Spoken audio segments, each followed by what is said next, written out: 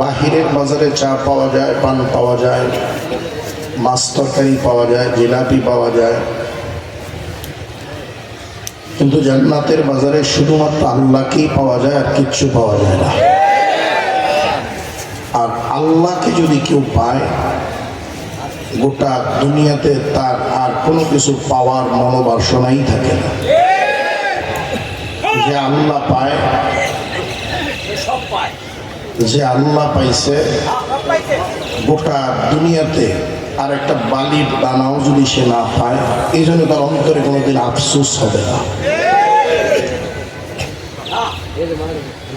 আর একজনে গোটা দুনিয়া পেয়েছে, এরপরেও তার আফসোসের সীমা থাকে না, যে আরো যদি কিছু হইতো, আরো যদি কিছু হইতো। আমাদের অনেকের ধারণা যে বেশি টাকায় শান্তি। টাকাওয়ালাদের খবর নিয়ে দেখেন, এখন তো টাকা গত 16 বছরে যারা যেভাবেই কামাই করছে, টাকার অশান্তিতে পলাইয়া বেড়াইতেছে। তবে টাকা মানুষকে শান্তি দিতে পারে না। কিন্তু 16 বছর যারা ইবাদত বন্দি করছে, সুবহানাল্লাহ আলহামদুলিল্লাহ জিকির করছে, তারা আগেও যেমন ছিল এখনো তেমনই আছে। অনেকের ধারণা বেশি সম্পদে শান্তি। যার যত বেশি সম্পদ, বাড়িতে যেয়ে দেখবেন তার ছেলে মেয়ের মধ্যে তত বেশি গন্ডগোল। কারণ সব জায়গা বা সব জমি দামি হয় না। দুই একটা জায়গা আছে খুব ভেরি ইম্পর্টেন্ট জায়গা, খুব দামি জায়গা, সব সন্তানেরই দামি জায়গাটা আমাকে দিবে, বাবা সেটা দিতে পারে না, এই জন্য অশান্তি। অনেকের ধারণা সুন্দরী মেয়ে বিবাহ করলে শান্তি, কিন্তু বিবাহ করে আনার পরে ঘর সংসার শুরু করার আগেই দেখে যে আরেকজনের সাথে ফোনে কথা কয়। কথা ঠিক না? তো সুন্দরী মেয়েও শান্তি দিতে পারে না। অনেকের ধারণা ছিল ক্ষমতা শান্তি। কথা ঠিক না? কিন্তু ক্ষমতা বেশি হওয়ার কারণে ক্ষুধার্ত পেট নিয়ে রান্না বাড়া করা ভাত তরকারি ফালাইয়া হেলিকপ্টার দিয়ে পলানো লাগছে। তার মানে বেশি ক্ষমতাও মানুষকে শান্তি দিতে। শান্তি কোথায়?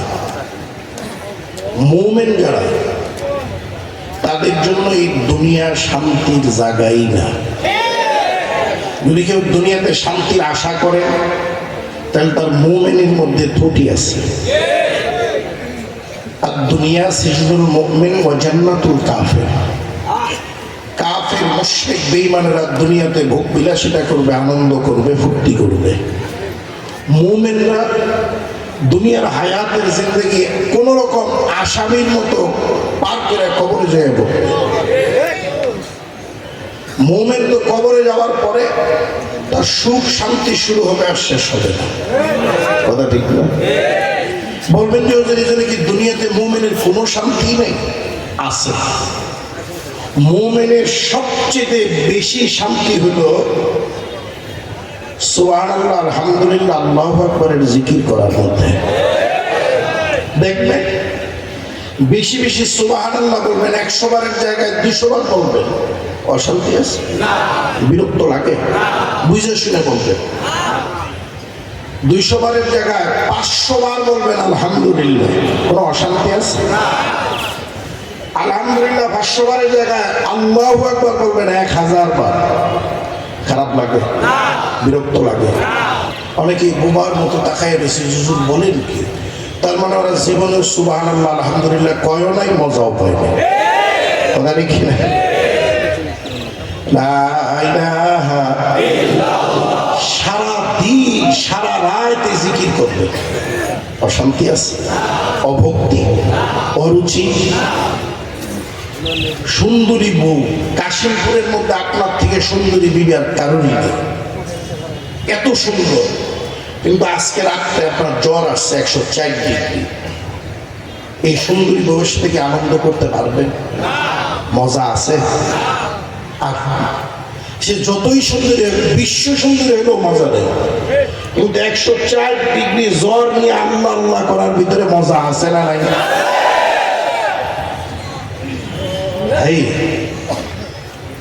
অনেকেই তো জিকিরের বিরোধিতা করেন, সরকারের মুরিদ একটু জিকির করে, এটার বিরুদ্ধে ফতুয়া তালাশ করেন যে জোরে জায়েজ আছে, ইল্লাল্লাহ জায়েজ আছে কিনা, মসজিদে জায়েজ আছে কিনা। যেই লোকগুলো আজকে মসজিদে জিকির করে, এই লোকগুলো তো আগে গাজার আড্ডায় বসত, তখন তো কেউ জায়েজ না জায়েজের ফতুয়া খুঁজে নাই। আগে তো দাড়ি কামাইতো, সরকারের হুজুরের কাছ থেকে আইয়া দাঁড়িয়ে রেখে এখন পাক্কা একটা মুসল্লির ভেষ ধরে মসজিদে আল্লাহ আল্লাহ করে, কান্নাকাটি করে। এখন বিরোধিতা শুরু করলেন, আগে করলেন লোকে। আগে তো সেমরি না চাইছে, তখন তো কিছু করলেন। আগে সান্দাবাজি ধান্দাবাজি করছে, তখন তো কিছু করলেন। এখন একটু ভালো হইতেছে, শয়তান ঠিক না, এই জন্য মানুষের ভিতরে শয়তান ঢুকছে, মানুষ শয়তান দিয়ে শয়তান শুরু করছে। কথা ঠিক না? যাই হোক, তাহলে লা ইলাহা ইল্লাল্লাহর মধ্যে মজা আছে না? কিন্তু আমরা মজা তালাশ করি দুনিয়ার মধ্যে। দুনিয়া তো আসলে মজার জায়গা না। গরুর গোশত দিয়া লাগাতার 2-3 দিন ভাত খেয়ে থাকবেন, আর খাইতে মনে চায় না। প্রতিদিন আলু ভর্তা ডাল ডিম ভাজা খাবেন, বিরক্ত লাগে। কথা ঠিক না? প্রতিদিন গুড়া মাছ দিয়ে ভাত খেয়ে থাকবেন, ভালো লাগে না। কিন্তু প্রতিদিন লা ইলাহা ইল্লাল্লাহ কইতে মজা আছে। কথা ঠিক না? প্রতিদিন সুবহানা রাব্বিয়াল আযীম বলার মধ্যে মজা আছে না নাই? সুবহানা রাব্বিয়াল আলা বলার মধ্যে মজা আছে না নাই? কালামে পাক তেলাওয়াতের মধ্যে মজা আছে না নাই? এই যে প্রতিদিন আলহামদুলিল্লাহি রাব্বিল আলামিন, নামাজের দাঁড়াইয়েই শুরু করেন আলহামদুলিল্লাহি রাব্বিল আলামিন, পড়তে পড়তে অনেকে বুড়া হয়ে গেছে। এই আলহামদুলিল্লাহি রাব্বিল আলামিন কোনদিন পুরাতন মনে হয়েছে? অরুচিকর লাগে। এটা যত পরে তত মনে হয় নূতন, তত মনে হয় মজা খালি পারে। কথা ঠিক ভাই? এই ইবাদতের স্বাদ আর মজা বাড়ানোর জন্যই তো পীর মুরিদি তরিকা, জিকির আজকার, মুরাকাবা, মুশাহাদা। কথা ঠিক না? যারা পীর মুরিদির লাইনে চলে না, জিকির আজকার করে না, তাদের নামাজের দিকে তাকায় দেখবেন, আর জাকিরিন শাকিরিন যারা আছে তাদের নামাজের দিকে তাকায় দেখবেন আকাশ আর জমিন ব্যবধান। কথা লম্বা বলার সুযোগ নাই, হুজুর একেবারেই নিকটে চলে আসছে, জিকির শুরু করা লাগবে। তার আগে সংক্ষেপে 1-2 মিনিট আমি আপনাদেরকে একটু কথা বলতে চাই। বাংলাদেশ মুজাহিদ কমিটি কাশিমপুর থানা শাখার উদ্যোগে মাহফিল। অনেকেই মুজাহিদ কমিটি কি এটা বোঝে না, মনে করে এটাও একটা রাজনৈতিক দল মনে হয়। সরমনার বিশ্বের রাজনৈতিক দলের নাম ইসলামী আন্দোলন বাংলাদেশ, আর অরাজনৈতিক সংগঠনের নাম বাংলাদেশ মুজাহিদ কমিটি। মুজাহিদ কমিটির কার্যক্রম চলে মসজিদ ভিত্তিক, হালকা জিকির, তালিম, মাসিক ইস্তেমা, সব গুজারি। অশিক্ষিত লোকদেরকে, যারা কোরআন তেলাওয়াত পারে না, দোয়া কালাম পারে না, এই কোরআন তেলাওয়াত, দোয়া কালাম কমপক্ষে 10টা সূরা বিশুদ্ধকরণের জন্য মুজাহিদ কমিটি সাধারণ মানুষের পিছনে মেহনত করে। আত্মশক্তি এবং ব্যক্তি গঠনের জন্য বাংলাদেশ মুজাহিদ কমিটি মানুষের মধ্যে মেহনত করে। এক কথায় যদি বলি, বাংলাদেশ মুজাহিদ কমিটির কাজ হলো আল্লাহ ভোলা মানুষকে আল্লাহর সাথে মিলাইয়া দেওয়া। আরেকটা প্রশ্ন করে অনেকে, হুজুর চরমনার বিষয়ের কাম। আমি এক কথায় বলি, আম্বে একরামদের যেই কাজ ছিল চরমনাইওয়ালাদের একই কাজ। আম্বে একরামের কাজ কি? একেবারে সংক্ষিপ্ত কথা হলো, সমস্ত গোটা আম্বে একরামের মূল কাজ ছিল 4টা। কয়টা? মুখস্থ করে কয়টা? 1 নম্বরে দাওয়াত। 1 নম্বরে কি? চরমনাইতে দাওয়াত নাই, বরঞ্চ চরমনাইতে দাওয়াত প্রধানমন্ত্রী থেকে চৌকিদার পর্যন্ত দাওয়াত পৌঁছানোর ব্যবস্থা আছে, যেটা অন্য কোথাও নাই। 2 নম্বরে তালিম। হালকা জিকির কি কাশিমপুরে হয়? তালিম হয় না? মাসিক ইস্তেমা, সব গুজারি হয় না? আমলের পরীক্ষা হয় না? এটা বুড়াদের জন্য। আবার কোরআন শিক্ষা বোর্ড আছে, জানেন তো আপনারা? কোরআন শিক্ষা বোর্ডের মাধ্যমে শিশু কিশোরদেরকে দ্বীন শিক্ষায় শিক্ষিত করার জন্য আল্লাহর কুতুব রহমাতুল্লাহ আলাইহি ঘোষণা দিয়েছিলেন ৬৮,০০০ গ্রামে ৬৮,০০০ কোরআনী মাদ্রাসা চাই। তার আলোকে আপনাদের গাজীপুরে অনেক মাদ্রাসা আমাদের আছে না নাই? এই কোরআন শিক্ষা বোর্ড নিয়ে আবার কিছু লোকের হিংসা আসাদ আছে, কোরআন শিক্ষা বোর্ডের কানেকশন করে সব টাকা লয়ে যাবে। ভাই আমি চ্যালেঞ্জ দিলাম আজকে এই কাশিমপুরে চরমোনার পিসাবের দ্বারা বাংলাদেশের যতগুলা মাদ্রাসা হয়েছে বর্তমান সময়ে গোটা পৃথিবীতে আর একজন মানুষ বের করেন তার দ্বারা একা এতগুলা মানুষ মাদ্রাসা দাঁড় করে, আরেকজন বের করে আছে। প্রায় 10,000 মাদ্রাসা চরমোনার পিসাব, দাওরা হাদিস মাদ্রাসা আছে প্রায় 80টা। এটা কি হাওয়ায় চলে? এখানে কি হিন্দু বৌদ্ধ খ্রিস্টান বিজাতি বিধর্মীরা ইনভেস্ট করে? এটা আমার আপনার মতো সাধারণ গরিব দুঃখী মেহনতি দিন প্রিয় ইসলাম প্রিয় আল্লাহ নবীর আশেক প্রেমিকদের 10, 20, 50, 100,000 টাকা দামি মাদ্রাসাগুলো চলে। কথা ঠিক না? যারা আমি দেখছি যারা সমালোচনা করে তারা টাকা দেয় না। আর আমরা কোরআন শিক্ষা বোর্ডের মাদ্রাসার জন্য কখনোই 2-5 হাজার টাকা চাই না। যারা প্রতি বছর দিনে তারা 1,000 টাকা করে চাই। এরপরে যে যা পারেন তাই। এই যে বিশাল মাদ্রাসার কাফেলা, এটা কি পরিচালনার জন্য অর্থের দরকার আছে না? কে দিবে? সবাই কিন্তু বলতে পারেনি আমরাই। ভাই মাদ্রাসা মসজিদ এগুলোর মালিক তো আমরা, এই প্রতিষ্ঠান তো আমাদের। এইখানে ইনভেস্ট তো হিন্দুস্তান করবে না, আমেরিকা করবে না। কথা ঠিক না? ওরা তো ইনভেস্ট করে ইসরায়েলকে মুসলমান করার জন্য। কথা ঠিক না? এই যে ওয়াকফ আইন পাস করছে, এজন্য দেখেন ওরা মসজিদ মাদ্রাসা ভাঙতেছে আর মুসলমানরা জীবন দিয়ে মসজিদ মাদ্রাসা রক্ষা করতেছে। যদি আপনারা সজাগ না হন, বাংলাদেশেও ওই যে নারী কমিশন দিয়েছে না, বেশ্যাদেরকে শ্রমিক বানাইতে চায়, তাহলে যারা চুরি করে হ্যাগরও শ্রমিক বানায় দেন, চোর শ্রমিক। যারা চান্দাবাজি করে তারা চান্দা শ্রমিক, এগুলো বানায় দেয়। আমি এই বিষয়ে বলবো না। তাহলে কি কোরআন শিক্ষা বোর্ডের এই মাদ্রাসাগুলোর দরকার আছে না নাই? যদি মনে করেন দরকার আছে, আমি খুশি খুশি কোরআন শিক্ষা বোর্ডের এই মাদ্রাসার জন্য আপনাদেরকে একটু সহযোগিতা করতে বলবো। বেজার হবেন দিবেন না। যারা খুশি খুশি দিবেন আল্লাহর রাস্তায় দিয়ে দিবেন, আল্লাহর রাস্তায় দিয়ে দিবেন। আমাদের চাহিদা বেশি না, এই মাদ্রাসাগুলো চালাতে হবে তো।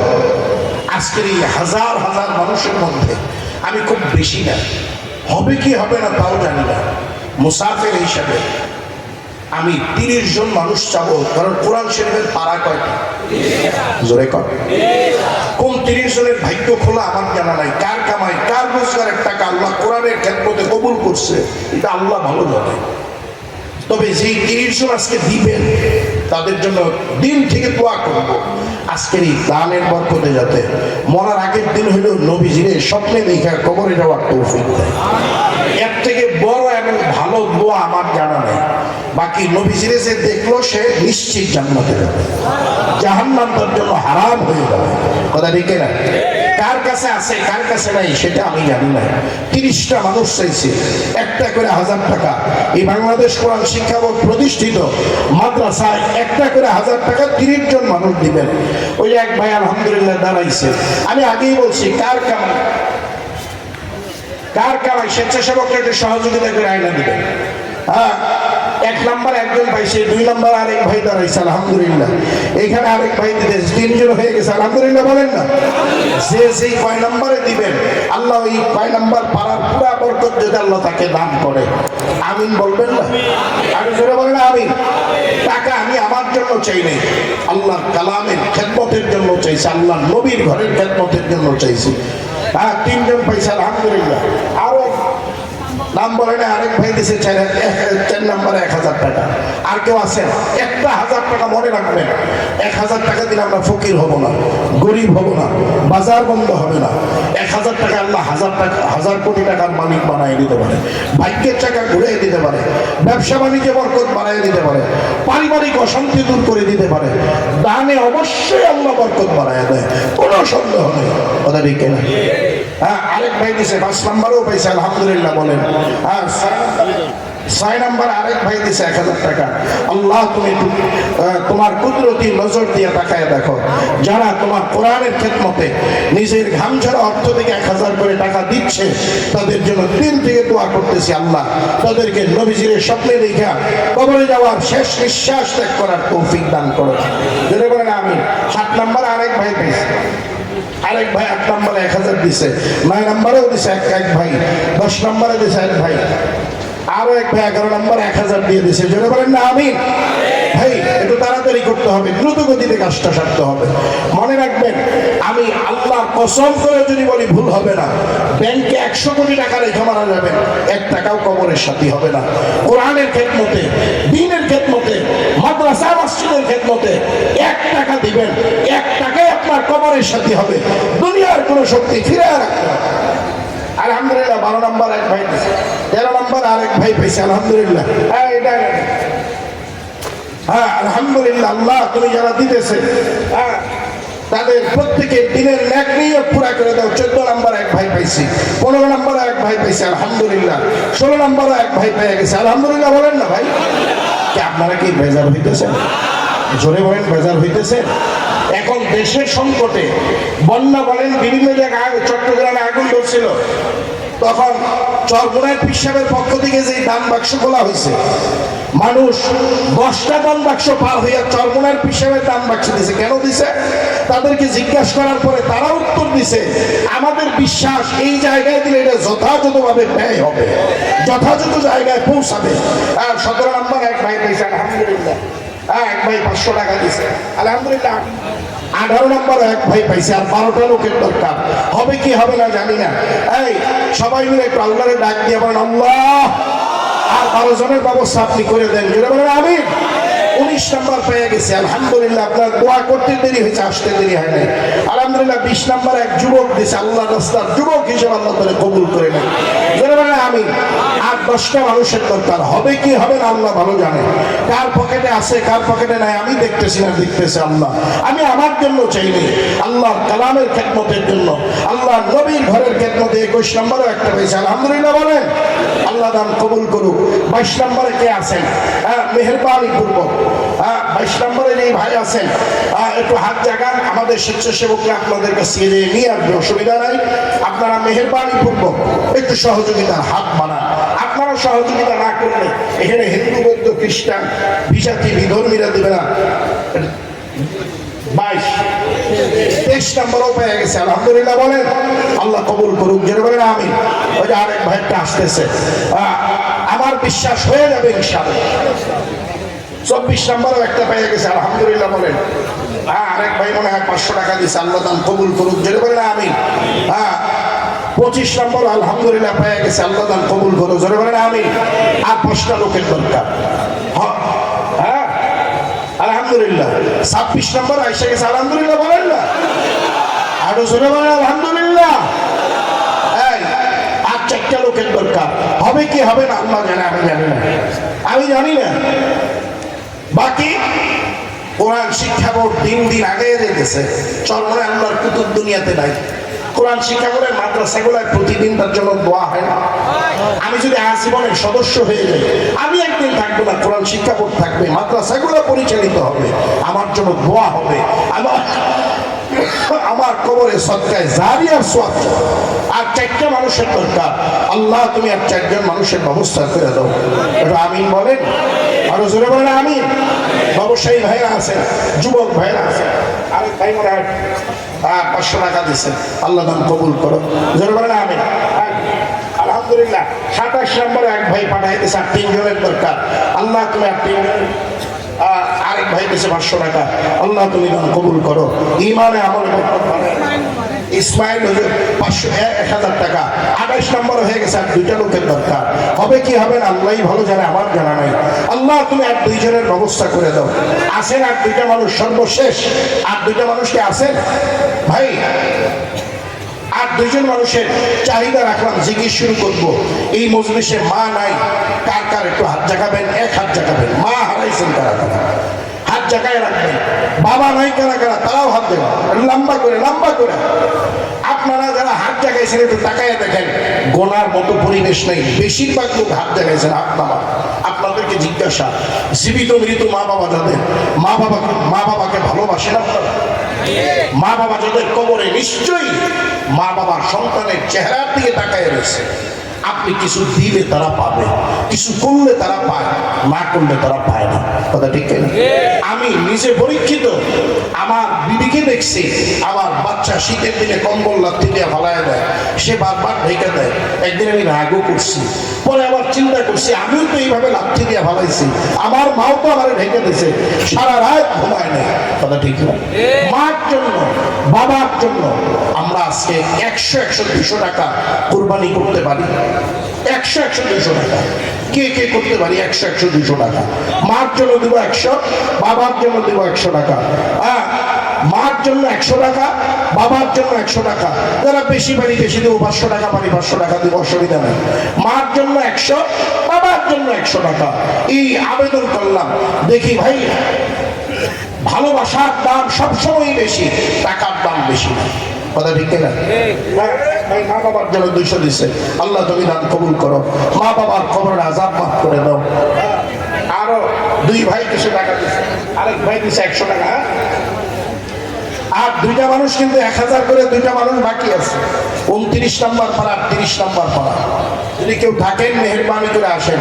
আরেক ভাই দিছে 100 টাকা। স্বেচ্ছাসেবক ভাইরা, আপনারা ব্যাগ নিয়ে ময়দানে নেমে যান, ব্যাগ নিয়ে ময়দানে নেমে যান। যাদের কাছে 200 নাই 100 দিবেন।